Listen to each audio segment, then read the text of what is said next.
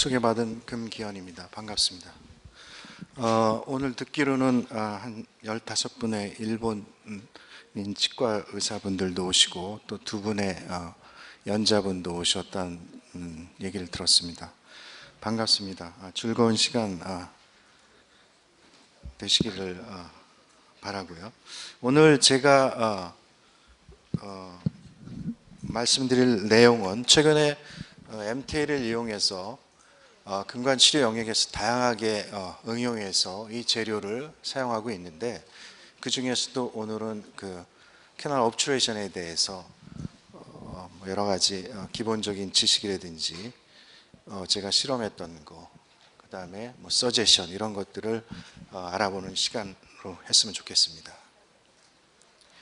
자, 우리가 치근단 병소라 하면은 루트 캐널에 박테리아가 감염이 돼서 여러 가지 PMN셀이라든지 매크로파지라든지 이런 것들이 자극을 받아서 T셀을 자극해서 오스테오블라스트를 오스테오클라스트로 자극해서 그걸 흡수가 일어나고, 또 B셀을 자극해서 안티젠 안티바디 리액션을 일으켜서 그 우측의 방사선 사진처럼 치근단 병소를 유발하게 됩니다. 다시 말씀드리면 치근단 병소를 하면 감염된 근관에 의해서 기인되는 거죠. 그래서 우리가 루트 캐널 트리트먼트를 하게 되면 결국 치근단 쪽에 생긴 치근단 병소는 우리가 특별하게 처치를 하지 않아도 힐링이 됩니다. 물론 이제 리전이 큰 경우에는 어떤 경우에는 서지컬적으로 해결해야 되는 경우도 있지만 85% 정도는 컨벤셔널 루트 캐널로 우리가 치근단 병소를 해소할 수 있게 되겠습니다. 자, 그럼에도 불구하고 우리가 이렇게 실패한 근관에서 보게 되면 우리가 이제 이건 언더필링이지만 결국 루트 캐널의 필링 퀄리티를 보게 되면 거의 싱글 콘 수준입니다. 이런 경우에 이제 여기에는 나홀로 세균이라고 그러죠.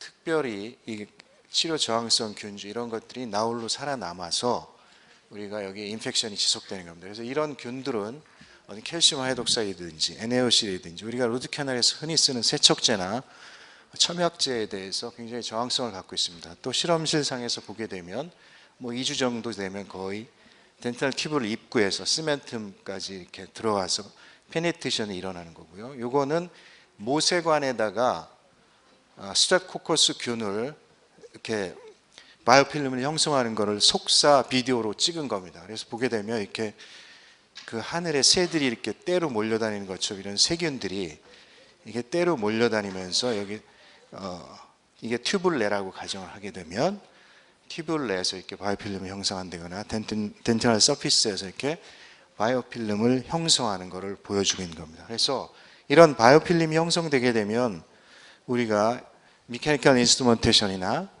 아니면 이리게이션 또는 인트라캐널 메디카먼트에 굉장히 저항성이 있는 속성을 띠게 됩니다. 그래서 루트 캐널 디스인펙션이라 하면 우리가 이제 여러 가지 총체적으로 얘기를 할 수 있는데, 가장 우리가 이제 이 중에서 가장 효과가 있는 거는 그 미케니컬 인스트루먼테이션이죠. 그래서 그게 핸드 파일이건 니켈 타이타늄 파일이건 간에 미케니컬하게 이런 감염된 근관을 물리적으로 제거해 주는 게 네크로틱 덴틴을 제거해 주는 게 가장 효과가 좋고요. 그 외에 이제 세척제라든지 그 다음에 메디케이션을 해주게 됩니다. 그럼에도 불구하고 여기까지로 해서는 완벽하게 제거가 안 되죠. 그래서 그 이후에 이제 캐널 옵츄레이션을 해야 되고, 또 코로날 리키지를 막기 위해서 우리가 코로날 쪽에 코어를 해주게 됩니다. 이런 일련의 과정을 다 통틀어서 루트 캐널 디스인펙션이라고 할 수 있겠죠.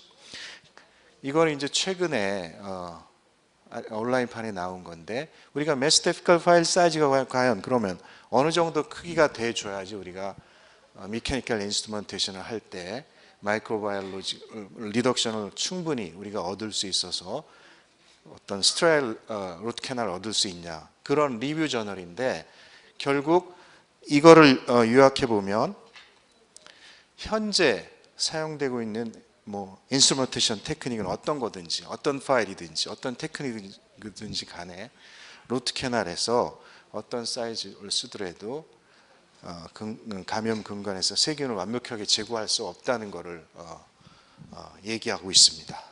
이런 이유는 여러 가지가 있지만 이제 피터스라는 분이 우리가 나이트아이 파일을 이용해서 루트 캐널을 프랩을 하고 프랩 전후에 마이크로CT를 찍어서 두 이미지를 중첩해서 봤더니 약 35% 이상의 루트 캐널이 파일이 닿지 않는 면이 생겼다 이거죠. 결국 미케니컬 인스트루먼테이션에서 쓰는 인스트루먼트를 아무리 해도 파일이 닿지 않는 면이 생긴단 말이죠. 그런 면에 우리가 바이오필름이 형성되거나 그런 티슈가 남아있다 그러면 이런 식으로 이게 이제 아무리 충전을 해도 인펙션의 소스가 되겠죠. 빨간 부위가 우리가 파일이 닿지 않는 면입니다.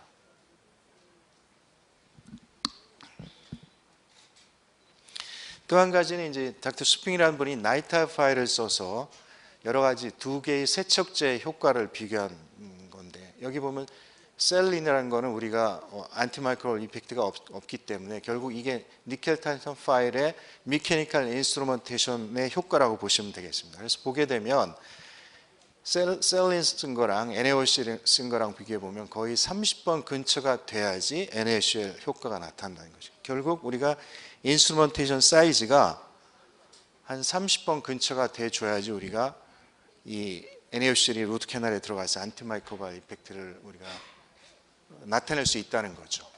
그럼에도 불구하고 뭐 한 맥시멈 60번까지 하더라도 NaOC의 효과가 나중에 여기까지 하고 컬처럴 해보도 세균이 검출이 됐단 말이죠.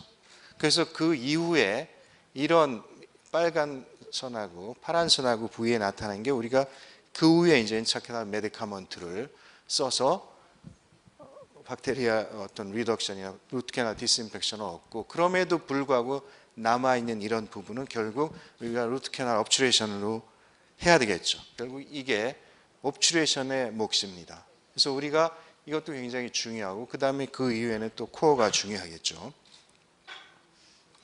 그래서 이 캐널 옵츄레이션이라는 건 또 하나의 루트 캐널 디스인펙션의 중요한 스텝이 되겠습니다. 최근에 들어서 이제 이런 개념이 점점 강조되고 있습니다. 그래서 우리가 잘 아시다시피 텍스트북에는 루트 캐널 옵츄레이션 머티리얼 아이디얼 리ኳ이어먼트가 이런 식으로 돼 있어요. 그래서 이런 것들이 만족하게 적용이 될 때 그 루트 캐널 옵츄레이션 머티리얼로 우리가 사용되고 있는데 현재까지는 이제 주피콘이 여기에 가장 부합되기 때문에 지금까지 많이 사용되고 왔습니다. 그럼에도 불구하고 주피콘의 단점들이 최근에 많이 보고가 되고 있기 때문에 최근에는 이제 MTA 옵츄레이션에 대한 컨셉이 임상가들 사이에 이렇게 관심을 끌게 된 것 같습니다. 자, 요거는 이제 그 주피콘하고 우리가 레질론 폴리머 베이스드 루트 캐널 옵츄레이션 머티리얼을 이렇게 충전한 다음에 SEM으로 스캐닝 일렉트론 마이크로스코프를 찍어서 본 건데 보게 되면 주피콘하고 H26랑 덴틴하고 사이에 이렇게 갭이 있습니다. 크게 확대를 해보게 되면 레질론에 이렇게 갭이 없는 것처럼 보이죠. 이게 이제 폴리머 뭐 프라이머 바르고 이 충전 물질 자체에 레진 성분이 들어가 있기 때문에 이렇게 소위 모노블록처럼 이렇게 되는 것처럼 보이는데 이거를 우리가 박테리아가 분비하는 그 효소, 분해 효소를 적용을 해보면 효소 적용 전에는 이렇게 괜찮지만 점점 디그레데이션이 일어나요. 이렇게 점점. 이런 매트릭스가 디그레데이션이 일어나서 결국 인펙션이 잔존하게 되면 거기서 분비되는 여러 가지 분해 효소에 의해서 이런 충전 물질들이 가수 분해 현상이 일어나기 때문에 결국 주피콘이라든지 폴리머 베이스 옵츄레이션 머티리얼은 풀리 타이트한 그 박테리아 타이트한 C를 얻을 수 없다고 알려져 있습니다. 여기 보면 이렇게 뭐 굉장히 크게 확대한 것처럼 보이고 잘 충전된 것 같이 보이지만 계속 리전이 남아 있어요. 그래서 나중에 잘라서 보게 되면 결국 레크로틱 덴틴이 남아 있고 이걸 뭐 광학 현미으로 보게 되면 이렇게 튜블 내에 세균이 들어가 있습니다. 결국 우리가 인스트루먼테이션 사이즈를 뭐 어느 정도 충분히 해준다고 해도 인펙션 뎁스가 크로닉하게 오래된 경우에는 아까 말한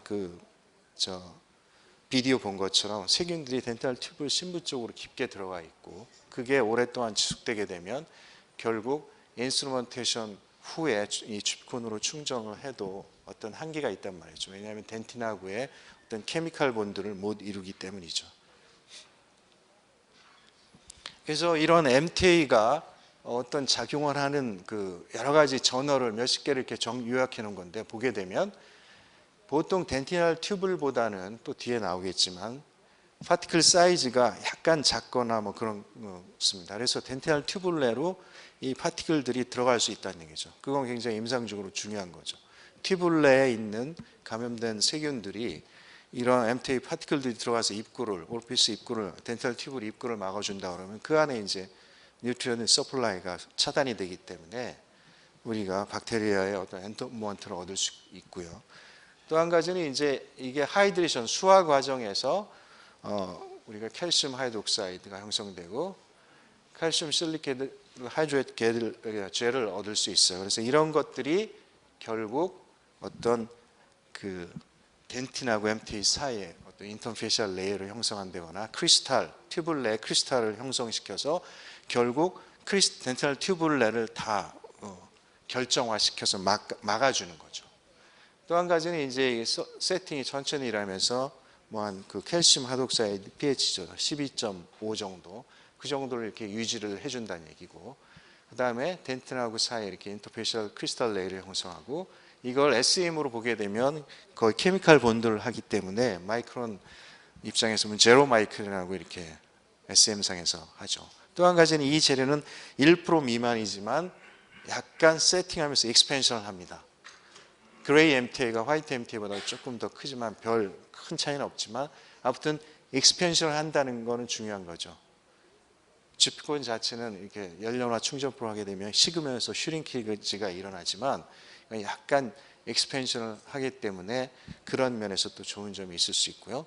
그 다음에 항균 효과나 그 진균 효과도 있고요. 그 다음에 우리 예전에 에이펙시피케이션을 하게 되면 칼슘 하이드록사를 써서 뭐 6개월이고 1년이고 이렇게 해서 에피칼 베리어를 유도시켜서 그 다음에 베리어가 형성된 다음에 GP콘을 충전을 했는데, 칼슘 하이드록사이드를 오래 쓰게 되면 그게 그 덴틴의 콜라겐들을 다 디그레이션 시켜요. 그래서 굉장히 덴틴이 브리틀하게 되기 때문에 나중에 밑은 막혔지만 프락시되는 빈도가 굉장히 높아요. 근데 이거는 이제 치근을 강화하죠. 이따 임상 사진을 보면 알겠지만 여러 가지 덴틴이든지 아니면 시멘텀, PDA를 리제너레이션 시키는 그런 속성이 있습니다. 그래서 이러한 속성을 갖고 있고, 또 한 가지는 이제 스미얼 내에 크게 영향을 받지 않는다는 얘기죠. 주피콘 자체는 실러가 튜블 내에 페네트레이션이 돼야 되기 때문에 스미얼 레이어를 가급적 제거해 주는 게 좋지만 뭐 이거는 큰 영향을 그렇다 쳐도 스미얼 레이어 제거하지 말라는 얘기는 아니고요. 큰 영향이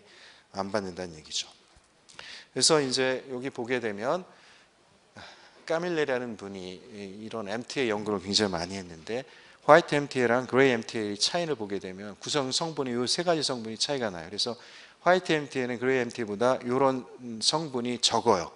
이게 나중에 이제 그레이 MTA가 화이트 MTA보다 약간 그 항균 효과가 조금 더 세요. 조금 저농도에서도 항균 효과를 더 잘 발휘를 하는데, 이런 그 성분의 함량 때문에 그러지 않을까 추측을 합니다. 또 한 가지는 이런 함량이 적기 때문에 이제 그레이 MTA에 비해서 우리가 디스컬레이션을 덜 유발시키죠. 그래서 중요한 거는 MTA는 트리칼슘 실리케이트랑 다이칼슘 실리케이트라는 성분이 주성분이에요. 이런 것들이 물하고 접촉을 해서 이제 수화 반응이 일어나는 거죠. 그래서 이런 트리칼슘, 다이칼슘 실리케이트가 물하고 반응해서 칼슘 실리케이트 하이드레이트 젤을 형성하고 거기에 또 부산물로서 수산화칼슘, 칼슘 하이드록사이드가 형성이 돼요. 이런 것들이 이제 pH를 유지를 하게 되고, 이런 것들이 튜블 내에 들어가거나 덴틴하고 사이 인터페이셜 레이어에 크리스탈을 형성해 주는 거죠.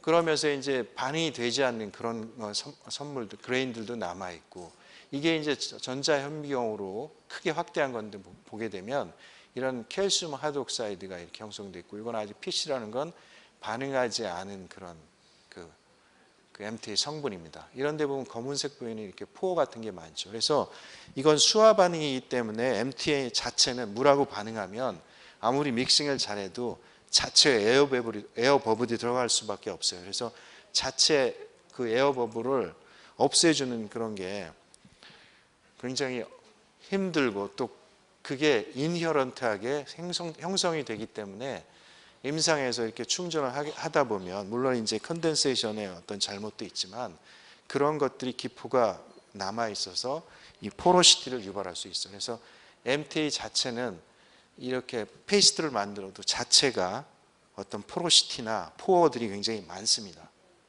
그렇지만 이런 포어들은 이제 이런 것들이 결정이 성장하면서 그쪽에 하이드록시 아파타이트들이 크리스탈이 들어가면서 미세한 것들은 다 채워져요. 그렇기 때문에 문제는 없지만 이런 큰 만약에 그런 포로시티나 포어가 있다 그러면 그거는 박테리아 리키지의 원인이 될 수도 있다는 얘기죠. 그래서 그 MTA 옵츄레이션을 반대하는 사람들의 입장 그런 거를 강조하고 있습니다.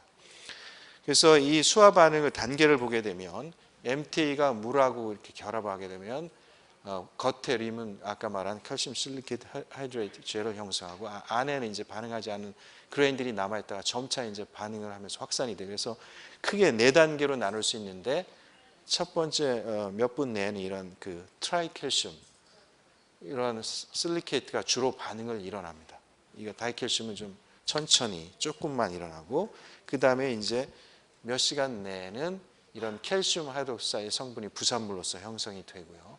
그 다음에 이제 엑셀러레이션 스테이지가 되면 이런 그 뉴클리시나 그로스 이 하이드레이션 성분이 프로덕트가 이제 결정화되고 그 다음에 포스트 엑셀러레이션 피어리가 되면 이제 거의 수화 반응이 끝나는 시기입니다. 이때는 이제 반응 산물들이 많이 반응하고 거의 없다는 얘기죠.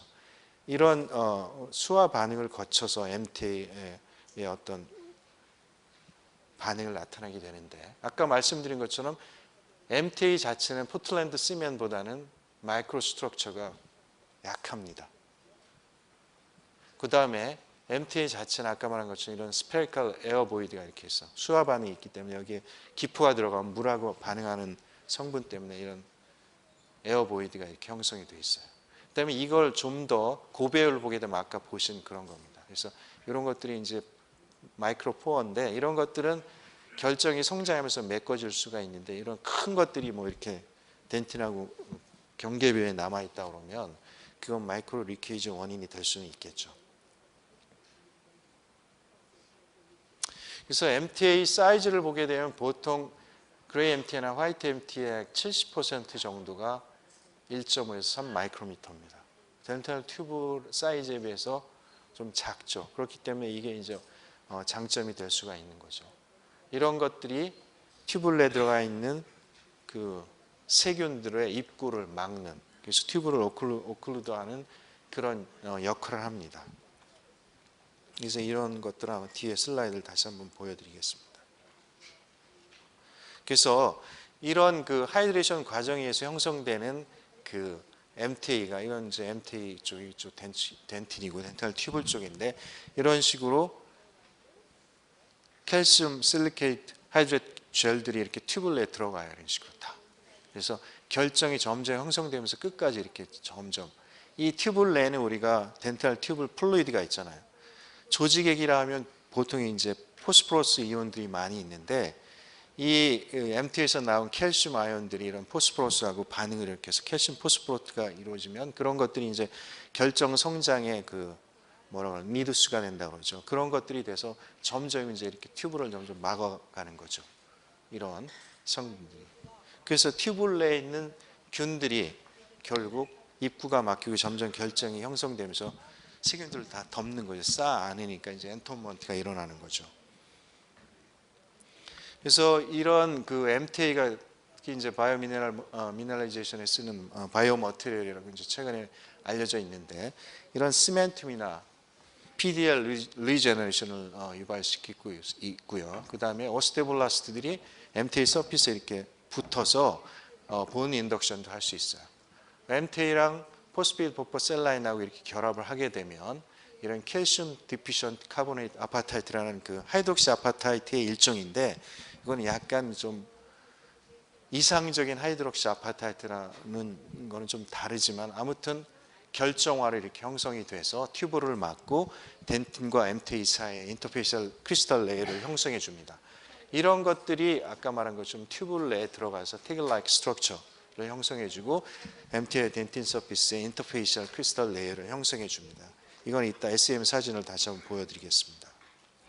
자, 이런 결정을 믹싱해서 루트 캐널에 충전하게 되면 아까 말한 이런 태글락 스트럭처가 여기가 튜블 입구입니다.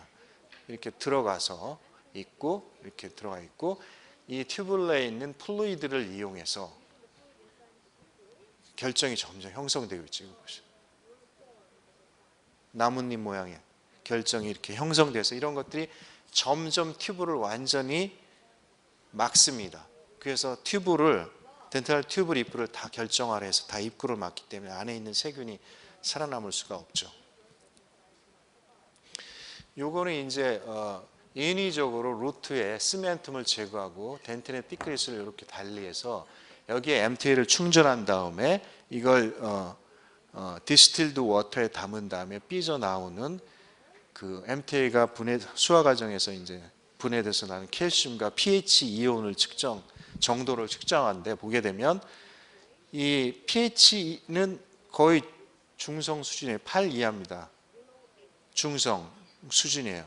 이건 왜 그러냐면 덴틴의 버퍼링 이펙트 때문에 그래요. 그거는 뭐 여러분들이 칼슘 하이드록사이드가 작용이 pH가 12.5이지만 루트 캐널에 집어넣게 되면 덴틴의 버퍼링 이펙트 때문에 pH가 거기까지 못 올라가죠. 뭐 맥시멈 9.5 정도까지 올라가는 그런 수준인데 이것도 마찬가지로 덴틴의 버퍼링 이펙트 때문에 거의 중성 수준에서 머물러요.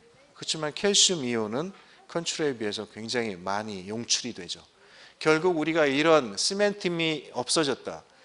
어벌전돼서 썩히되 어벌전된 치아를 다시 재식시킨 다음에 루트 캐널 치료를 안 하고 뭐 한 달, 두 달 있으면 이런 루트 캐널의 인펙션과 외부의 PDL이 손상되면서 생긴 그런 인플라메이터리 리액션에 의해서 시멘팀이 없어지고 덴틴이 노출되면서 이렇게 루트가 리접션이 되는 현상들이 많이 나타나죠. 그런 경우에 이런 MT를 쓰게 되면 임상적으로 보게 되면 여기가 잘 힐링이 일어나요. PDL도 리제너레이션이 일어나고 덴틴도 이렇게 차고 시멘텀도 이렇게 형성되는 것처럼 보이는데 그거는 결국 pH라기보다는 칼슘이 이렇게 나가서 칼슘에 의해서 나타나는 현상이라고 제안을 했습니다. 자, 임상적으로 보면 이게 그런 케이스인데 이게 이제 어벌전던 치아인데 재식시키고 2달 동안 아무 치료 안 했어요. 오프닝만 해놓고 그냥 환자는 여기 캐비턴, 템포럴 필링 머터리 떨어져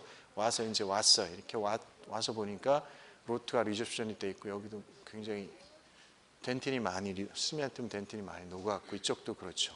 그래서 MTA를 충전해서 이게 보니까 다 힐링이 됐죠. PDL도 깨끗하게 보이고 이쪽도 여기도 시멘텀이라든지 덴틴이라든지 이런 것들이 형성될 것처럼 보이죠. 결국 이런 MTA 이런 효과는 아까 말한 것처럼 MTA의 pH가 아니고 MTA 칼슘 이온이 나가면서 이런 힐링 효과를 나타낸 게 아닌가 그런 추측을 하는 거죠. 여기 잘 보게 되면 여기 보면 보이드처럼 보이잖아요. 아무리 잘 다져 넣어도 이렇게 그 sul자가 이렇게 여러 번 나눠서 충전을 하지 않으면 이렇게 보이드처럼 보이는 게 있습니다. 또 한 가지는 이제 MTA의 믹싱 비클로서 뭐 증류수를 쓰냐, 셀라인을 쓰냐, 아니면 클로렉시딘을 쓰냐, 뭐 여러 가지 그 이론들이 많이 와 있고 의견들이 다양한데 그 컴프레시브 스트렝스가 굉장히 중요합니다. 우리가 이제 아말감의 컴프레시브 스트렝스는 한 80에서 100 정도 메가파스칼 정도가 되는데 MTA는 그거보다 약간 떨어져요. 그래서 만약에 이제 대구치에 특히 하악 대구치에 그 캐나를 서치하다가 퍼큐션 부위에 퍼포레이션 시켰단 말이죠. 그런 경우는 우리나라 사람 같은 경우는 컴프레시브 스트렝스가 많이 받겠죠. 그래서 그런 경우에 컴프레시브 스트렝스가 낮은 그런 믹싱 비크를 쓰게 되면 그건 실링이 깨질 수밖에 없습니다. 그래서 그 디스틸드 워터랑 클로렉시딘을 믹싱한 다음에 컴프레시브 스트렝스를 측정해 봤더니 항균 효과는 당연히 클로렉시딘이 더 좋겠죠. 이거는 이제 브로드 스펙트럼 안티마이크로바이얼 에이전트니까 이걸 두 개를 믹싱하게 되면 증류수보다는 높은데 굉장히 브리틀하고 컴프레시브 스트렝스가 낮아요. 어떤 경우는 뭐 24시간, 48시간 지나도 굳지가 않는 경우가 있어요. 그래서 MTA를 충전할 때 우리가 그 계속 MTA를 충전해서도 굳지가 않는 경우가 있어요. 그런 것들은 술자가 워터 파우더 레이쇼를 잘못한 경우가 가장 많고요. 또 한 가지는 이제 이런 클로렉시딘을 쓴 경우에 이런 현상이 많이 나타나요. 어떤 저널에는 일주일 정도 후에도 굳지가 않은 거로 보고가 돼 있어요. 그래서 클로렉시딘 같은 경우는 MTA랑 믹싱할 때 이렇게 컴프레시브 스트렝스가 최소로 받는 그런 부위가 좋습니다. 예를 들면 전치부에 리트로 에피칼 서저리 할 때 리트로 필링 할 때 이런 거를 쓰지, 뭐 포케이션 쪽에 퍼포레이션 됐다거나 뭐 이런 컴프레시브 스트렝스를 많이 받는 부위에는 별로 바람직하지 않고요. 가급적 이거보다는 증류수라든지 이런 제조회사에서 나온 그런 믹싱 비클하고 써서 하는 게 좋으리라고 생각이 됩니다. 요거는 이제 MTA의 에피칼 플러거를 형성한 거예요. 5mm 정도 하고 여기는 주피콘으로 충전하고, 요거는 MTA로 오스그레이드 MTA 필링 전 캐널을 했어요. 그래서 이걸 증류수에 넣고 이제 그 실링 어비티를 비교한 건데, 보게 되면 뭐 24시간, 48시간까지는 실링 어빌리티가 이게 더 좋지만 약 4주 정도 되면 큰 차이는 없어요.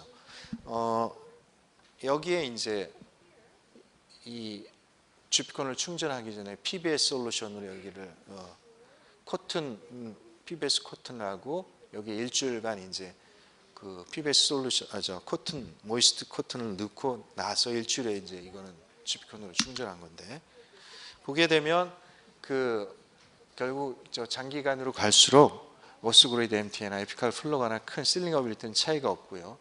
PBS가 이런 이유가 PBS가 이제 MTA가 믹싱하게 되면 여기에서 포스페이트 이온이 있기 때문에 이런 것들이 어떤 결정화에 어떤 도움을 줘서 하이드록시 아파타이트를 침전시키기 때문에, 다시 말해서 카보네이트 아파타이트가 시간이 지나면서 형성되기 때문에 결국 실링 어빌리티는 큰 차이가 없다는 결론을 냈습니다. 그래서 우리가 MTA를 우리가 할 때 이 PBS 솔루션을 지금까지는 이제 주로 디스틸드 워터를 많이 썼어요.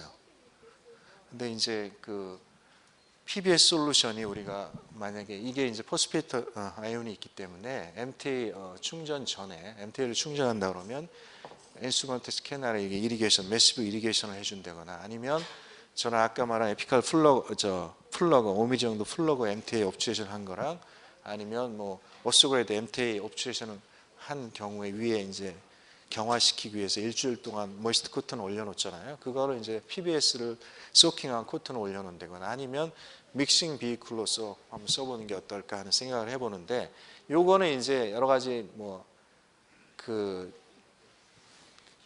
실험의 여지는 있어요. 그렇지만 결국 이게 이제 결정화를 형성시키고 덴틴하고 MTA 사이의 그 결정화를 촉진시키기 때문에 실링 어빌리티 면에서는 좋기 때문에 이것도 아마 앞으로는 실험실에서는 굉장히 좋은 효과가 나오는데 임상적으로 한번 써보는 거는 한번 계속 롱텀하게 스터디를 해봐야 될 것 같습니다. 이거는 이제 그 원비지트 에픽스큐션 모델을 만들어서 그 MTA랑 포틀랜드 세면에 이 액셀레이터라는 건 MTA가 보통 이제 경화가 늦다고 하잖아요. 그래서 이런 액셀레이터, 이게 CaCl2 있죠, 염화칼슘, 이런 것들 넣어서 믹싱해서 이런 원비지트 에픽스큐션 모델에서 에피칼 플러거를 형성했을 때 그 실링 어빌리티, 포어라든지 이런 것들을 캐필라리 플로우 포로미터를 가지고 측정을 해봤어요. 그래서 과연 이런 것들이 들어갔을 때 더 실링 어빌리티가 좋은지, 포로시티의 크기가 어떤지, 줄어들었는지 이런 것들을 비교해 봤습니다. 그래서 네 가지 군으로 나눴어요. 그래서 화이트 MTA, 이건 프로토 MTA죠. 거기다 염화칼슘은 넣은 거 안 넣은 거, 그 다음에 그레이 포틀랜드 시멘에 넣은 거 안 넣은 거에서 네 가지 군으로 나눠서 이런 그 화이트 MTA, 염화칼슘, 스트렐 워터에서 이렇게 믹싱했고, 그레이 포틀랜드 시멘도 마찬가지로 이렇게 해서 믹싱을 해서, 이거는 염화칼슘이 없는 거고, 이건 염화칼슘을 넣은 거고, 여기 보면 조금 더 표면이 글로시하죠. 조작성이 훨씬 좋습니다. 이렇게 하게 되면 아무래도 이제 경화 속도가 좀 빨라지기 때문에. 그래서 이런 그 MTA 그 2mm 정도 되게 이런 아말감 캐리어에 이렇게 해서 각각을 이렇게 놓고 모델을 찍은 건데, 저렇게 하고 이런 콘덴서를 이용해서 이런 셀라인 오아시스라는 이런 그 모델을 만들어서 저기 여기에 충전을 했습니다. 이게 2mm 두께를 충전을 해서 다져낸 다음에 이걸 그 휴미디티에 이렇게 보관을 했어요. 1.5시간, 48시간 보관을 했고, 여기는 웻 커튼을 올려놨고, 그래서 측정을 해봤더니 이 염화칼슘이 들어갔던 균들이 포어 다이아미터가 뭐 MTA건 포틀레스메이건 이니셜 세팅 페이스라는 건 아까 1.5시간이죠. 그때에도 굉장히 포어 다이아미터가 줄어들었단 말이에요. 그만큼 이제 경화가 빨리 일어난다는 거죠.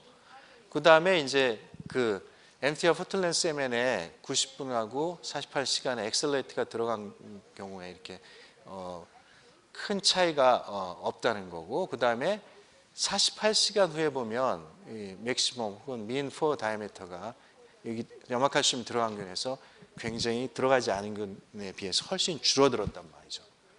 결국 이 MTA 문제점이 이제 포로시티나 포어가 문제점이 될 수가 있는데, 그런 것들이 이런 염화칼슘이 들어가 줌으로써 경화를 촉진해서 훨씬 반응을 촉진하고 빨리 일어나기 때문에 이런 포어 다이미터라든지 사이즈라든지 직경이 줄어든다는 얘기죠. 그래서 그 세팅 타임도 50% 정도 줄었고, 핸들링도 좋고, 염화칼슘이니까 칼슘의 서플라이 공급원도 될 수 있고, 그 다음에 실링 어빌리티도 훨씬 좋았고 해서 이런 원비스트 에피스피케이션이라든지 에피칼 플러그를 할 때 이런 염화칼슘을 써서 하는 것도 굉장히 좋은 그런 하나의 임상적인 서제션이 되지 않을까 싶습니다. 이건 이제 여러분들이 이제 컨덴세이션 하는 거에 어떤 MTA 타입이라든지 컨덴세이션 방법에 대해서 이제 실링 어빌리티 차이인데, 보게 되면 그레이 MTA가 화이트 MTA보다 리키지가 적어요. 이건 아까 말씀드린 것처럼 그런 세 가지 성분의 차이에 기인하지 않을까 추측을 합니다. 그래서 그레이 MTA가 화이트 MTA보다는 리키지가 적고요. 그 다음에 이게 두 번에 나눠서 하는 게 한 번에 하는 것보다 훨씬 리키지가 적죠. 이건 당연하겠죠. 가늘고 긴 균관에 한 번에 다져놓으면 밑에는 컨덴세이션이 안 되죠. 위는 되지만. 그렇기 때문에 보통 이제 오스그레이드 MTA 충전할 때도 여러 번 나눠서 이렇게 하는 게 좋아요. 그래야 이런 포어가 안 생깁니다. 그래서 요런 그 것들을, 요거는 이제 그 그레이 MTA를 2mm인데 그 투 스텝으로 나눠서 한 거 다이를 담궈 봤더니 리키지가 없죠. 근데 이거는 화이트 MTA인데 투 스텝으로 했음에도 불구하고 이렇게 리키지가 많이 생겼어요. 요건 이제 그레이 MTA인데 원 스텝으로 하니까 필링 퀄리티가 좋지가 않죠. 그래서 결국 MTA는 그게 에피칼 플러그든지 아니면 오스그레이드 MTA 전 캐널을 충전하든지 간에 이렇게 나눠서 하는 게 좋습니다. 이건 이제 이렇게 굉장히 얇고 리전이 있죠. 그래서 에피칼 플러그를 하고 상방은 GP콘으로 이렇게 충전을 했어요. 그 다음에 2년 후에 여기 보면 이제 힐링이 됐죠. 그 다음에 이제 그레이 MTA나 화이트 MTA의 안티박테리아, 안티펑갈 이펙트를 비교한 게 있는데, 아까 말씀드린 것처럼 이런 두 개의 MTA 사이의 차이나는 성분에 의해서 기인되지 않나 싶은데, 결국 이런 성분은 그레이 MTA가 갖고 있기 때문에 조금 더 낮은 농도에서도 안티마이크로바이얼 이펙트든지 안티펑갈 이펙트가 좀 낮습니다. 좋다는 얘기죠. 그래서 그렇지만 이제 그레이 MTA는 문제점이 덴틴이 루트의 디스컬레이션을 일으키기 때문에 저게 또 쓰는데 또 망설이는 그런 요인이 되겠죠.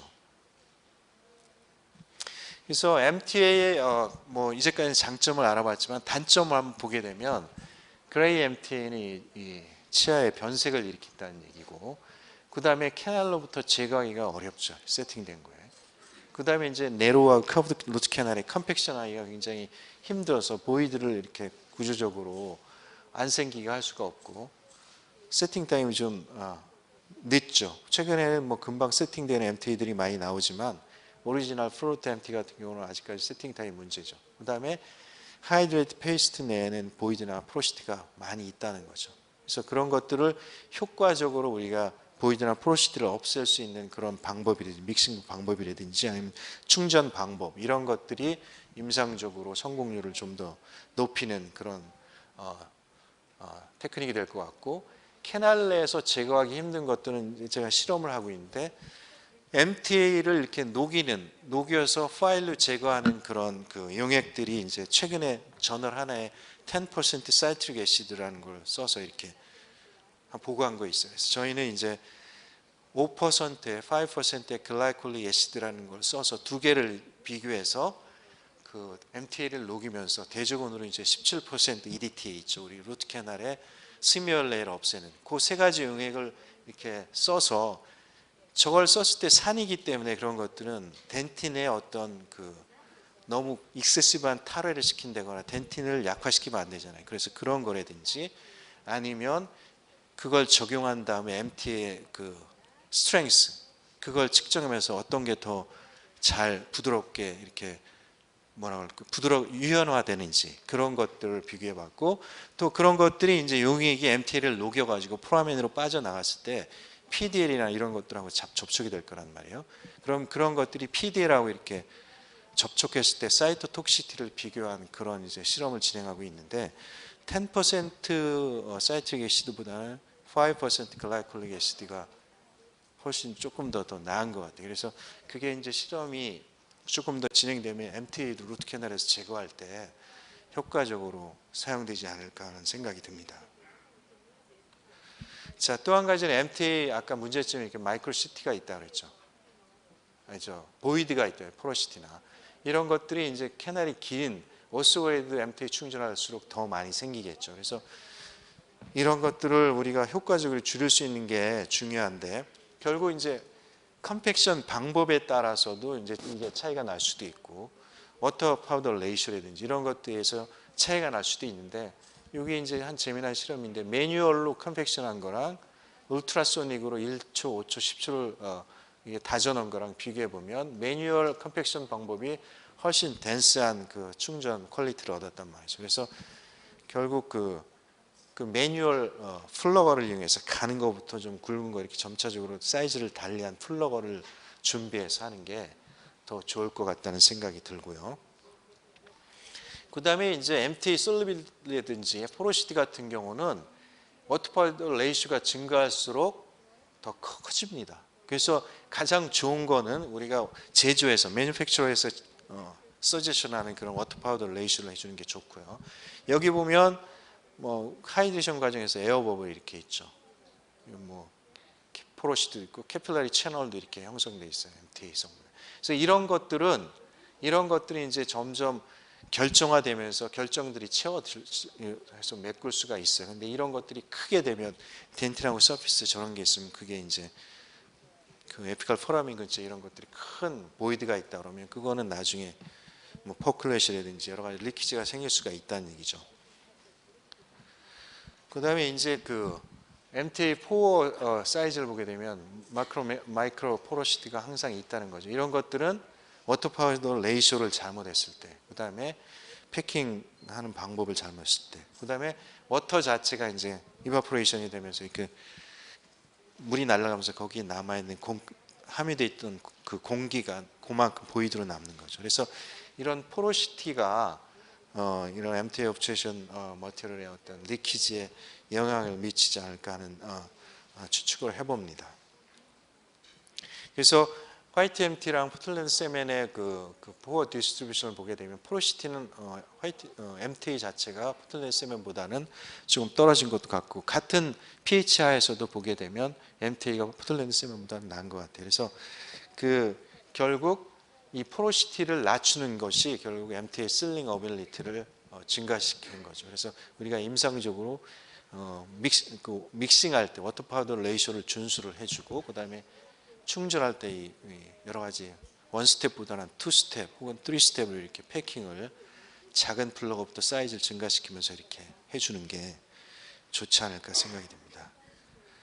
그래서 이렇게 아까 말씀드린 것처럼 SEM 상에서 본 것처럼 세트 굳어진 MTA 상에서도 이런 보이들이 많다는 얘기죠. 에어 버블도 있고 포어도 있고 캐필러리 채널도 있습니다. 그렇지만 이런 것들이 그 제조에서 지시하는 워터 파우더 레이쇼를 따르면 훨씬 줄어들 수 있고요. 이런 것들이 리케이지 원인이 되지만 또한 논문에서는 이런 보고가 있어요. 이런 것들은 MT가 이제 칼슘을 계속 분비를 하잖아요. 이런 것들이 그 분비하면서 포어나 캐필러리나 캐필러리 채널 이런 데 가서 하이드록시 아파타이트 크리스탈을 형성하기 때문에 셀프 리페어가 된다는 거죠. 그래서 덴틴하고 그 인터페이스에 이게 크게 생기지 않는다 그러면 MT 내부에 있는 그런 이런 마이너한 에어버블이든지 캐필라리 같은 것들은 저렇게 셀프 리페어 될 수 있다는 거죠. 여기 보면 이제 이것도 굉장히 캐날이 크죠. 그래서 충전을 해서 이제 낫고 있는데 보게 되면 여기 보일들이 이렇게 있죠. 신경 써서 우리가 충전을 해줘야 됩니다. 그럼에도 불구하고 이제 에피칼 실링이 잘 되게 되면 우리가 이제 힐링을 기대할 수 있는 거죠.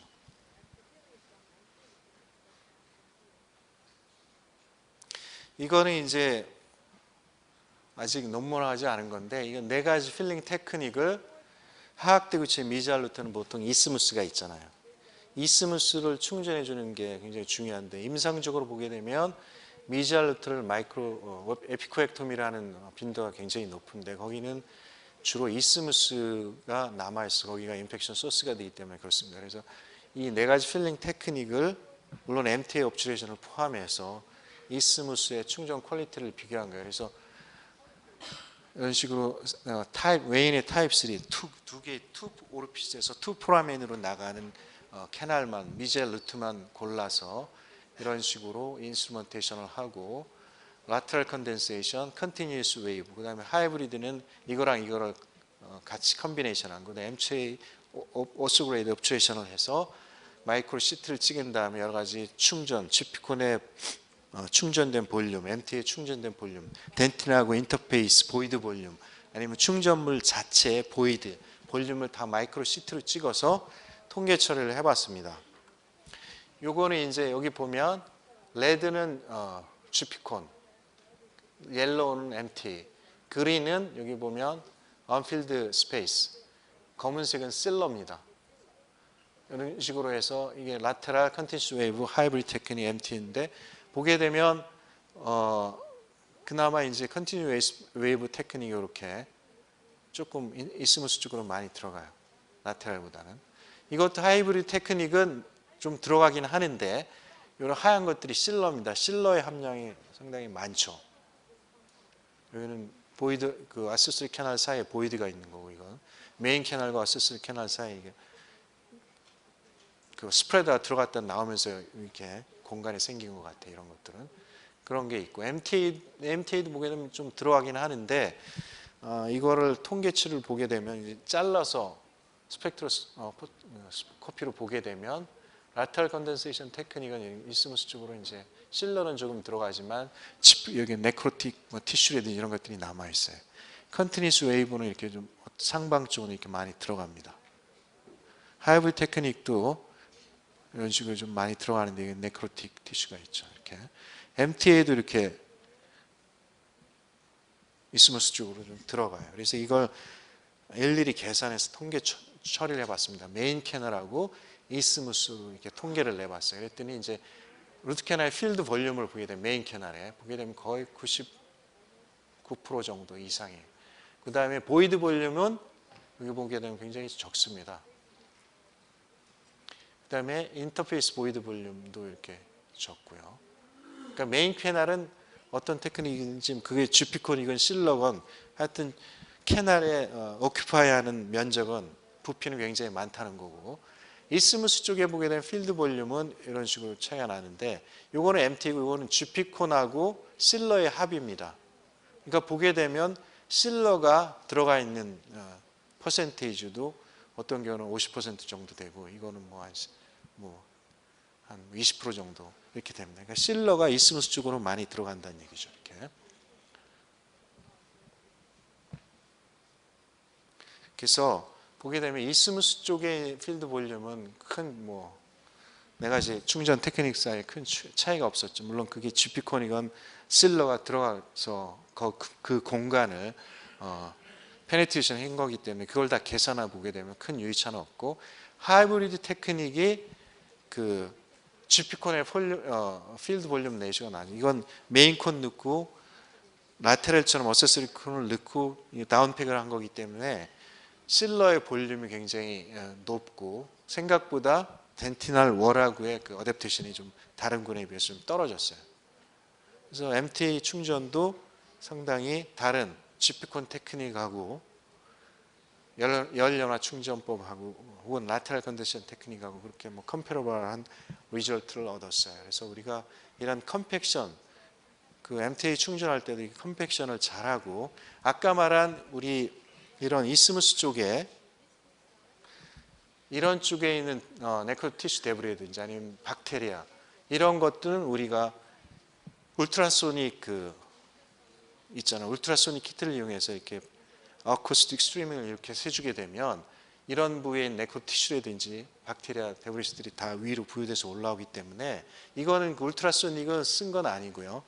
그 스트롭고 나이타 이리게이션 니들만을 쓴 거예요. 그래서 그런 것들을 쓰게 되면 이런 것들이 훨씬 더 안에 있는 데브리스들이 다 제거돼서 저쪽에 주피콘이라든지 아니면 실러가 더 저쪽을 오큐파이하는 면적이 더 증가되지 않을까 생각이 됩니다. 그래서 최근에 엔도에 저는 이스무스가 있는 캐날에 그 프로토콜이라 하면 그냥 단순하게 이리게이션만 하는 게 아니고 아까 말한 그런 울트라소닉이라든지 아니면 엔도백 아니면 린스 엔도 이런 부가적으로 그 기기를 이용해서 그 이스무스 쪽이라든지 아니면 메인 캐널에 남아있는 데브리스들 이런 것들을 제거해주는 이리게이션 프로토콜이 강조되고 있어요. AAE에서도 마찬가지예요. 그래서 임상에 쓸 때 대구체 엔도 할 때는 그런 것들을 같이 컴바인해서 하는 게 훨씬 더 퀄리티도 높고 성공률을 높이지 않을까 하는 생각이 듭니다. 이거는 이제 오늘 메인 그건데 루트 캐널을 이렇게 소보치를 크라운을 디코로네이션 시킨 다음에 인스트루먼테이션하고 스미어를 제거했어요. EDT를 써서 제거하고 항구는 박테리아 이피칼리스를 이노클레이션 한 거랑 하지 않은 군으로 나눈 다음에 여기는 3주간 이노클레이션을 해서 이피칼리스의 그 바이오필름을 형성했어요. 그런 다음에 또 다시 서브 그룹으로 나눠서 여기는 그냥 그 PBS 솔루션만 채우는 거고 여기는 MTA를 충전했어요. 그래서 이거는 결국 컨트롤군이고 실제 우리가 이제 임상에서 맞닥뜨린 거는 이거죠. 바이오필름이 형성된 루트 캐널에 인펙티드 루트 캐널에 MTA를 충전했을 때 어떤 현상이 나타나는지를 보는 거고 이거는 캐널에 없는 거를 캐널에 세균이 없는 걸 대조적으로 비교하기 위해서 보여주는 사진입니다. 그래서 1주, 2주, 4주, 8주, 16주간 그 PBS 솔루션에 소킹한 다음에 이렇게 잘라서 이게 튜블레에 들어간 것도 보고 그 다음에 튜블레에 얼마나 그런 크리스탈이 형성된지를 관찰을 했습니다. 그래서 이거는 이제 그 아까 돼지군 중에 MTA를 충전했지만 세균이 없는 군이에요. 보게 되면 이런 그 크리스탈 입자들이 조그맣게 이제 형성이 되죠. 루트 캐널에 있는 플루이드의 그 어떤 포스포를 이용해서 MT가 믹스된 하이드레이트 MT가 들어가게 되면 이제 이걸 확대해 보면 이렇게 엽상 모양의 그 크리스탈이 이렇게 형성됩니다. 그래서 태그가 아까 태그-like 스트럭처가 덴탈 튜블 오리피스를 막고 있고요. 안에서 크리스탈 이런 것들이 점점 결정화 이렇게 진행이 돼요. 점점 결정화 진행이 돼서 다 막죠. 그래서 단면에 보면 튜블이 다 결정화로 막혀 있어요. 이렇게. 이건 이제 에피칼 포라멘 쪽에 캐날 오리피스인데 이거를 확대해서 보게 되면 장미꽃처럼 보이지만 이게 엽상에 크리스탈, MTA 크리스탈의 결정화 이렇게 형성돼서 꽉 메꿔져 있는 걸 볼 수가 있습니다. 그 다음에 이제 중요한 인펙션이 있는 루트 캐널에서 보게 되면 이게 이제 튜블레에 이피칼리스가 이렇게 들어가 있죠. 보게 되면 크리스탈이 점점 이렇게 자라 올라와요. 돌기처럼. 점점 자라 올라와요. 이걸 확대해 보면 이렇게 자라 올라옵니다. 그래서 다 덮어요. 이렇게. 화석화처럼 돼요. 이게. 세균들이 그래서 다 덮어서 이렇게 튜블이 다 막혀요.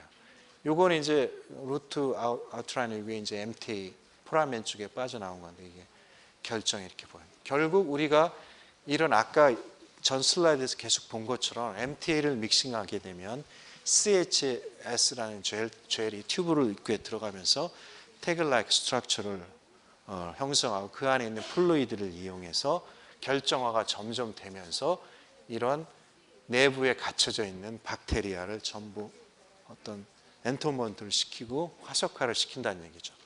그래서 튜브를 다 결정화를 해서 튜브 자체를 석회화를 메꾸기 때문에 세균이 살아날 수가 없죠. 그래서 우리가 인펙션이 있는 루트 캐널에서 이렇게 MTA를 쓰게 되면 굉장히 하나의 중요한 루트 캐널 디스인펙션 메소드가 될 수 있다는 거죠. 이건 뭐 이리건트가 여기 들어갈 수도 없고 메디카먼트가 들어가봤자 덴탈 튜브의 오리피스밖에 입구밖에 못 들어가겠죠. 충전 물질도 마찬가지고. 그렇지만 이건 자체 튜브 내에 있는 플루이드를 이용해서 결정화를 해서 자체적으로 결정화를 일으켜서 튜브 전체를 막기 때문에 굉장히 바이올로직한 측면에서도 굉장히 좋고 세균의 입장에서도 세균의 박멸의 입장에서도 굉장히 효과가 좋은 거라고 할 수 있겠습니다. 그래서 이런 이건 실험적인 아까 말씀드린 건 PBS 솔루션을 같이 믹싱해서 이렇게 어스그레이드 필링을 하게 되면 이런 무정형의 태그-like 스트럭처가 튜브를 막고 또 시간이 지나면서 튜브 내에는 일단 인터튜블라 크리스탈린이 형성되면서 결국 튜브를 막아서 내부에 있는 세균의 어떤 엔토먼트를 해서 효과적으로 루트 캐널 디스인펙션을 할 수 있다는 얘기예요. 그래서 이런 퍼시스턴트 루트 캐널 같은 경우에 저런 메소드를 쓰게 되면 임상적으로 성공률이 좀 더 증가되지 않을까 하는 생각이 듭니다. 이건 보게 되면 이제 이건 오클루잘뷰인데 굉장히 리전이 크죠. 아마 여기 레진이 굉장히 오랜 기간에 했는데 레진 뭐 레스토레이션 했는데 여기 이제 인펙션이 된 거겠죠. 그래서 리전이 굉장히 큰데 보게 되면 이렇게 충전을 해주게 되면 이런 식으로 여기에 세멘팀이 자라오면서 뭐 이렇게 피들도 있고 시멘트, 덴틴이 자라오면서 이런 식으로 힐링이 되지 않을까 추측을 합니다. 여기도 마찬가지로 굉장히 얇죠. 여기 보면 그래서 MTL 충전해서 이렇게 덴틴 자체도 좀 두꺼워지고 보게 되면 이렇게 여기 이제 위즈덤 투스 때문에 디스탈 루트가 리접션이 일어났어요. 그래서 리전 넣고 그래서 발치하고 여기는 MTA를 충전하고 여기는 주피콘으로 충전하는 겁니다. 실링이 잘 일어나고 있죠. 여기는 이제 이런 경우에 임상적으로 많이 나타나는데 트라우마를 받아가지고 호리존탈 루트 프랙처가 일어났어요. 그래서 계속 스플린트하고 이제 관찰을 하다 보면 이 코로날 프래그먼트 쪽에서 이제 디스컬레이션 내면서 페인이 있다거나 임상적인 증상이 나타나면서 상층 부에 이제 블러드 서플라이가 끊어지니까 네크로시스가 일어날 수 있어요. 그래서 과거에는 이제 대부분 이 부위가 캐날이 넓기 때문에 칼슘 하이드록사이드를 집어넣어가지고 뭐 6개월이고 1년이고 해서 저게 캐시파이드 베리어를 형성한 다음에 지피콘을 충전했는데 요새는 그럴 필요가 없죠. 원비지티 MTA 에이피시피케이션을 하면 되죠. 그래서 일주일 정도 칼슘 하이드록사이드를 드레싱을 하고 그 다음 주에 MTA 에피칼 베리어를 하고 상방에 이렇게 지피콘으로 이렇게 백필을 해주면 됩니다. 이러면 여기도 이제 레진 코어를 해줄 수 있기 때문에 코로나 리케이지도 막고 훨씬 더 치아 면에서도 루트의 어떤 프랙처의 저항성도 있고 예후가 훨씬 더 좋겠죠. 그러니까 앞으로는 이런 술식들이 이제 보편화되지 않을까 하는 생각이 들고요. 여기도 보게 되면 리전이 굉장히 크고 오픈 에이펙스고 이제 열려 있죠. 그래서 보게 되면 이제 칼슘 하이드록사이드로 일주일간 드레싱하고 그다음에 MTA 충전해서 보면 MTA가 넘어갔죠. 이 MTA가 넘어간 게 리전으로 넘어간 게 저게 이제 아까 말씀드린 것처럼 하이 pH이기 때문에 어떤 영향이 있지 않을까 이제 그런 우려를 하는데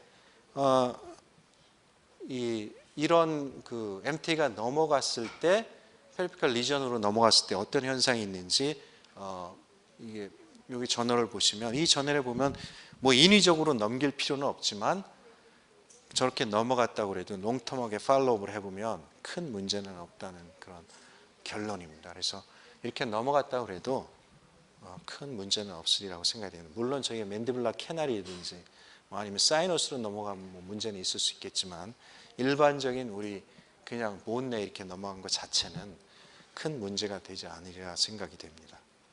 그래도 마찬가지로 이제 댄스 이반이나 투스 때문에 이렇게 리전이 생기면 MTA로 충전할 수도 있고 이것도 마찬가지고 이렇게 굉장히 캐널이 넓으니까 충전하기도 편하죠. 이런 것들은. 이것도 마찬가지로 오픈 에이펙스죠. 트라우마가 스프랙처 돼가지고 롱텀하게 이제 크로닉 인펙션이 있어서 MTA 에피칼 베리어하고 지피콘으로 충전한 겁니다.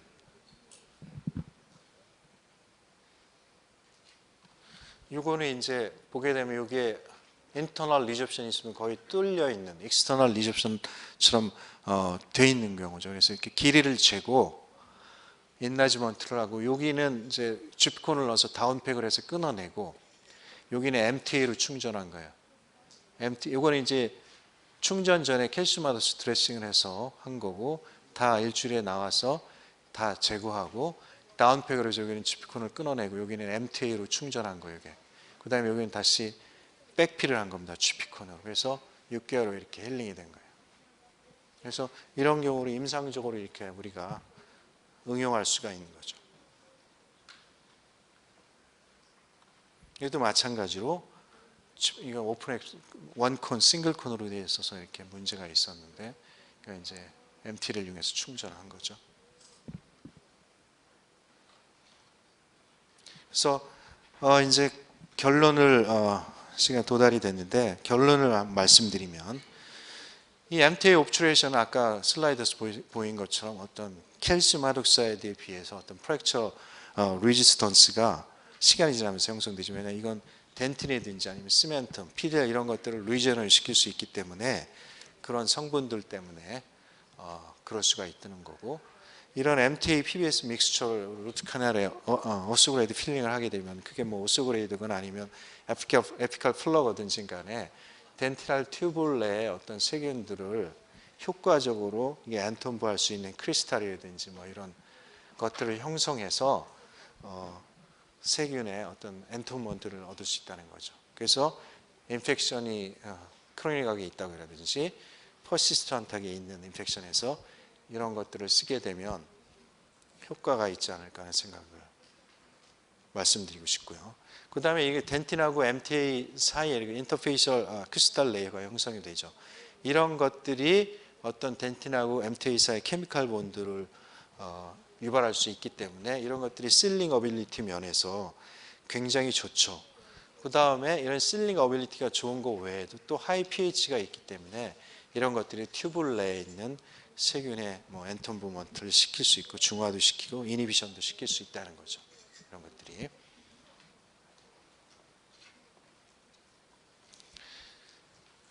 그렇지만 이런 오스그레이드 MTA 옵츄레이션 때 캐날이 긴 거를 할 때 우리가 가급적 보이드나 포로시티를 안 생기게끔 하는 워터파드 레이셔를 준수를 하고 충전법도 싱글 컴팩션보다는 2번, 3번에 나눠서 이렇게 충전을 해주는 게 좋으리라고 생각이 들고요. 그럼에도 불구하고 아직까지 이제 모든 루트 캐날의 컨벤셔널 엔도에서는 MTA 옵츄레이션 하기는 좀 아직 무리가 있고요. 셀렉티드 케이스에서 이렇게 하게 되면 좋은 임상 결과를 얻을 수 있지 않나 그렇게 결론을 맺고자 합니다. 이상입니다.